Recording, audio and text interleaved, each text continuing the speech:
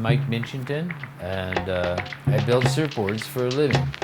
So we're at Somos, which is in Santa Teresa. Being a crafty guy like I am, decided to make my own surfboards. My dad's garage, side of the house, that sort of thing. Back in the old days, tear down old boards and reshape them. You can be as creative as you want to be, you know.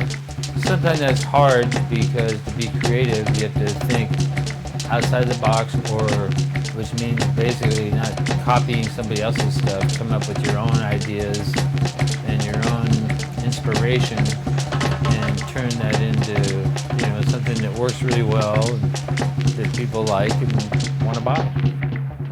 There's a great group of people that have put this place together, and then we also have our surfboard factory here, and it's really a great combination of so many different things. You know, it's a one-stop vacation place.